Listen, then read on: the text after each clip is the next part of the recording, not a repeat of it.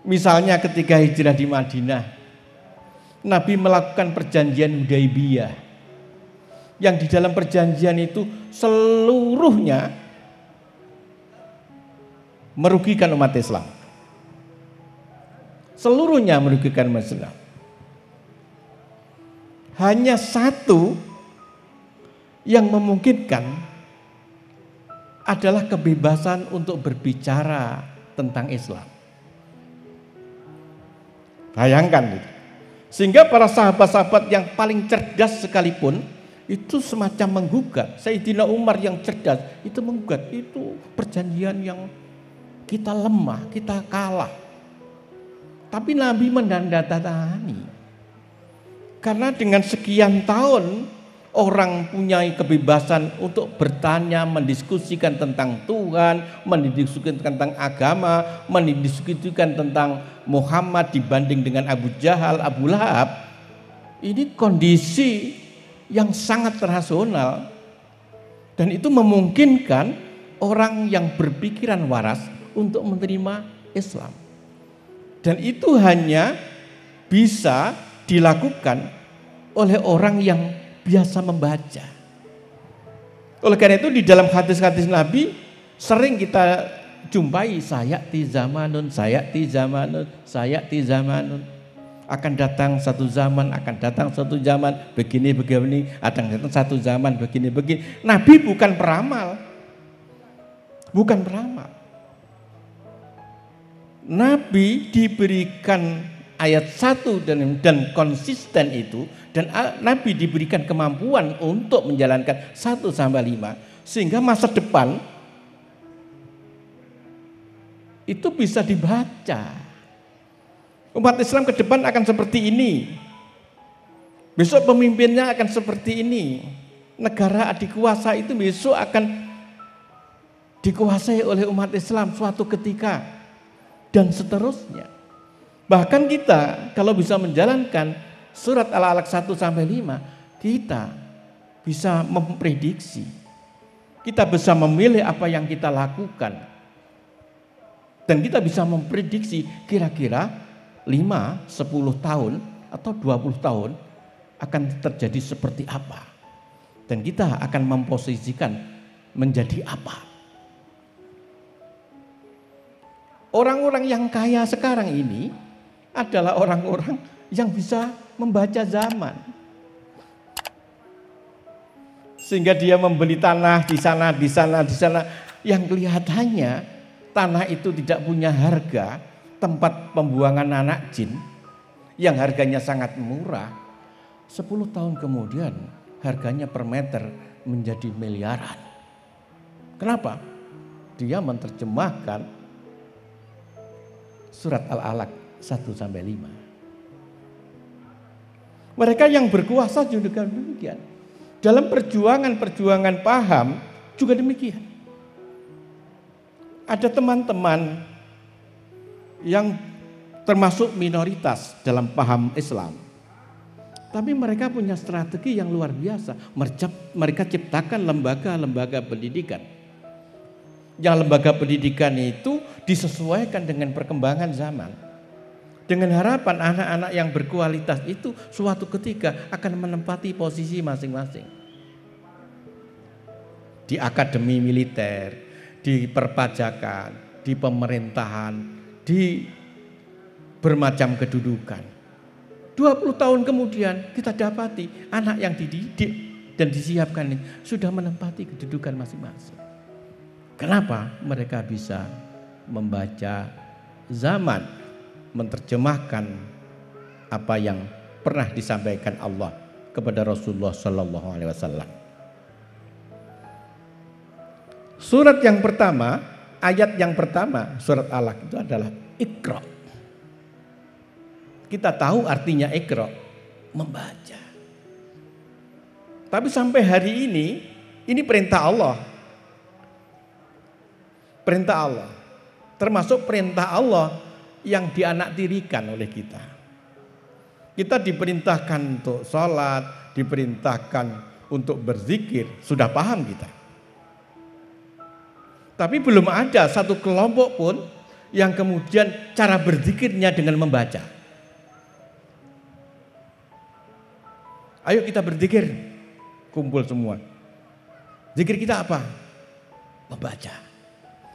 Setelah membaca, mempresentasikan apa yang dibaca. Itu jarang kita temui. Tapi membaca itu sendiri adalah perintah Allah. Dan itu perintah pertama sebelum ada perintah yang lain. Iqra. Ketika ada kata kerja yang mestinya ada objeknya, kemudian di situ tidak disebutkan objeknya, berarti objeknya atau maf'ulnya adalah umum. Membaca apa saja. Berarti sebenarnya berzikir, ibadah itu mudah. Ketika ibadah mahdhuf sudah kita kerjakan, kita mencari yang sunnah, membaca saja. Kalau ada buku kita baca, kalau enggak realitas itu kita baca. Kejadian-kejadian itu kita baca. Karena kalau kita melihat rumah-rumah di perumahan itu sama bentuknya. Tapi sejarah bagaimana orang itu memilih rumah itu dan proses mendapatkan uangnya itu pasti beda-beda. Belum lagi jumlah keluarga yang ada di dalam situ dan masing-masing keluarga itu punya sejarah sendiri-sendiri. Kalau ditulis menjadi sebuah novel itu bisa puluhan novel di dalam satu rumah. Dan itu bacaan perpustakaan hidup yang tidak pernah selesai untuk kita baca. Tapi ingat, membaca itu harus bismi rabbika. Karena kalau membaca saja tanpa bismi rabbika, itu akan semakin bacaan kita memang luar biasa, tapi akan semakin jauh dari Tuhan. Paham-paham semacam Marxisme, Leninisme, kapitalisme, sosialisme, itu adalah hasil bacaan. Tapi bacaan yang tidak bismi rabbika. Sehingga dengan itu, dengan kehebatan membaca itu, orang tidak semakin dekat dengan Tuhan, tapi semakin jauh dengan Tuhan dan semakin congkak, semakin sombong, semakin ujub. Karena apa yang dibacanya bisa dikonsepsikan menjadi teori ekonomi, teori sosial, teori politik yang terbukti menjadi penguasa. Komunisme misalnya pernah menjadi semacam Tuhan sampai sekarang di Korea Utara dan Cina itu komunisme dan dibanggakan sekali terutama di Korea Utara. Kapitalisme misalnya dibanggakan sekali di negara-negara barat sana. Itu adalah buah dari bacaan yang tidak bismi rabbika. Kalau kita bisa membaca dengan bismi rabbika, Iqra bismi rabbika alladzi khalaq, maka kita akan ditunjukkan oleh Allah rahasia penciptaan. Allah tidak menggunakan kalimat ja'ala, tapi menggunakan kalimat khalaqa, yang artinya Allah itu mencipta dari tidak ada menjadi ada, mencipta tanpa contoh. Dengan membaca bismi rabbika akan kita ditunjukkan rahasia-rahasia penciptaan yang selama ini kita anggap biasa saja karena kita tidak pernah membaca. Bahkan di ayat berikutnya, Iqra bismi rabbikal ladzi khalaqal insana min 'alaq. Yang lebih spesifik kita akan ditunjukkan betapa luar biasanya Allah dalam penciptaan kita. Di dalam diri kita itu ada ribuan perintah. Kalau mobil itu ada miliaran onderdil. Kalau mobil dicipta, dibuat, itu sekali jadi, ya jadi seperti itu sampai akhir. Tidak tumbuh, bahkan semakin rusak. Tapi manusia, Allah hanya memberikan genom-genom saja, titik ini yang nanti akan berkembang menjadi telinga, berkembang menjadi gigi, berkembang menjadi rambut, berkembang menjadi bibir, menjadi mata, tangan dan kaki, dan miliaran onderdil yang lain, dan tumbuh sistematis, indah, sempurna. Sehingga yang namanya telinga, bentuknya telinga siapa saja, ya seperti ini. Usianya tua, telinga ini ya tetap lemes. Tidak ada satupun di antara panjenengan yang telinganya kaku sehingga ketika tidur sulit karena telinganya kaku. Dan desain dari telinga itu luar biasa. Karena apa? Hujan sederas apapun ini nggak ada nampes di sini. Kita membuat bangunan itu, kita kasih teras kira-kira 2-3 meter, itu masih bingung nampes. Tapi kita hujan-hujan, kita nggak perlu nutup telinga. Karena desain telinga sudah diatur sedemikian rupa oleh Allah, bentuknya ini nggak nampes masuk kuping. Masuk udan, badai sekalipun air tidak masuk ke telinga kita. Ini hanya satu, padahal miliaran yang lain. Hanya karena kita tidak pernah baca rahasia penciptaan itu tidak ditunjukkan oleh Allah. Padahal ada satu keterangan, man arafa nafsahu arafa rabb. Siapa yang tahu dirinya, dia akan tahu Tuhannya. Allahumma shalli ala Muhammad. Jam berapa? Kurang berapa menit? Hah? Kurang? 10 menit. Iqra bismi rabbikal ladzi khalaq, khalaqal insana min 'alaq. Iqra wa rabbukal akram. Yang kedua ditakkid lagi, bacalah. Nemen kalau kita tidak membaca, maka rumah-rumah kita harus menjadi rumah baca. Di samping TV dan mebeler dan macam-macam harus ada sudut perpustakaan. Sehingga rumah kita menjadi rumah pustaka, rumah untuk beribadah, rumah untuk berzikir dengan membaca. Anak-anak kita biasakan untuk berzikir dengan membaca, agar di kemudian hari bisa mengenal dirinya sebagai wasilah, sebagai thariqah untuk mengenal Allah Subhanahu wa taala. Karena makrifat kepada Allah ini penting. Kita nggak mungkin bisa menempatkan Allah tanpa makrifat kepadanya. Kita tidak mungkin bisa menempatkan perintahnya tanpa makrifat kepada yang lain, tanpa makrifat kepada Allah. Kalau kita makrifat kepada Allah, tidak ada yang perlu kita khawatirkan di dalam kehidupan ini. Karena Allah tahu kita. Keputusan Allah tentu keputusan yang terbaik. Keputusan Allah tentu keputusan yang dilandasi Rahman Rahimnya. Dan seterusnya. Maka tidak ada yang perlu kita sesali ketika ada sesuatu yang tidak menyenangkan kita. Karena kita makrifat kepada Allah. Makanya ketika kita kena badai puting beliung, santai saja kita. Itu ratusan juta disapu oleh Allah dalam detik. Langsung kita hubungi orang lain, cepat bangun kembali.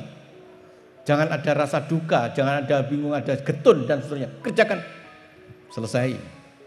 Lebih bagus. Malaikat pasti senang. Wah, tepat ini diuji, tapi santai diuji. Terus orang yang mau bantu kita, jangan bantu dulu. Ini tak selesaikan dulu ini. Ini musibah saya. Tak hadapinya. Karena saya percaya keputusan Allah adalah keputusan terbaik. Ketika kita rasakan kurang baik, hanya hati kita yang belum cukup untuk menerima keputusan Allah Subhanahu wa taala. Iqra wa rabbukal akram. Ditakkid dong, baca lagi.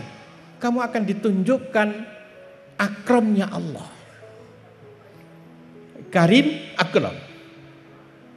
Akram itu mulia. Allah itu memberi tanpa diminta, memberi lebih dari apa yang diminta, memberi kepada siapa yang mentaatinya, juga memberi kepada siapa yang mendurhakainya. Kalau kamu membaca, kamu akan tahu itu.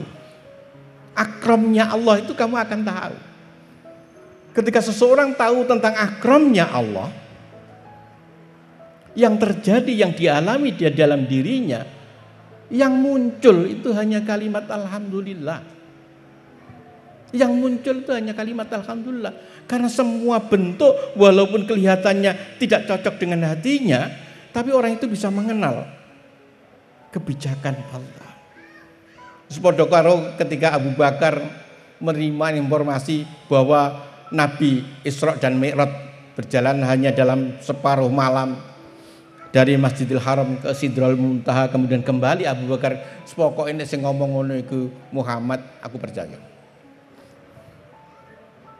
Kalau kita punya kebiasaan membaca, akan dibuat begitu oleh Allah. Pokoknya seneng saiki neng gene ngene, aku gelem. Karena apa? Dia bisa menangkap akramnya Allah di dalam setiap kejadian, baik yang menimpa dirinya maupun menimpa orang lain. Kemudian yang selanjutnya, alladzi 'allama bil qalam. Allah akan mengajarkan juga lewat tulisan.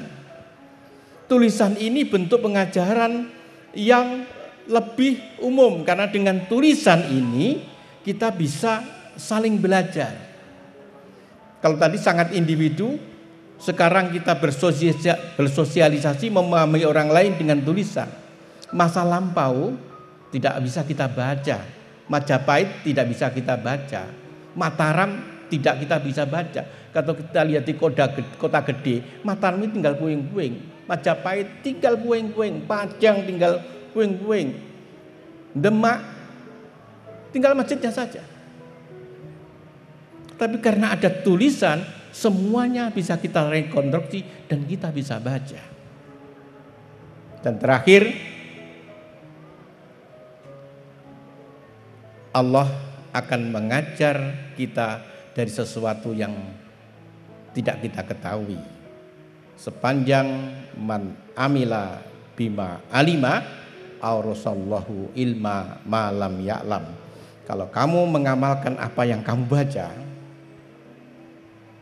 kemudian yang dibaca dengan bismi rabbika, kamu ngamalkan, kamu ajarkan, kamu sebarkan, aurasallahu ilma malam ya'lam, kamu akan diberikan ilmu yang belum kalian ketahui. Beruntunglah seorang guru yang setiap hari mengajar apa yang diketahuinya, yang setiap hari berusaha mengamalkan apa yang pernah dibacanya. Maka pasti guru itu ketika mengajar dengan bagus akan diberikan ilmu, akan diberikan pengetahuan yang belum pernah diketahui dan langsung diberikan oleh Allah Subhanahu wa taala. Itu yang kita sampaikan, semoga berkah akhiran. Wallahu muwaffiq ila aqwamit thoriq. Mari kita baca surat Al-Fatihah, semoga doanya semoga menjadi hari yang berkah. Al-Fatihah. Akhiran wallahu muwaffiq ila aqwamit thoriq. Assalamualaikum warahmatullahi wabarakatuh.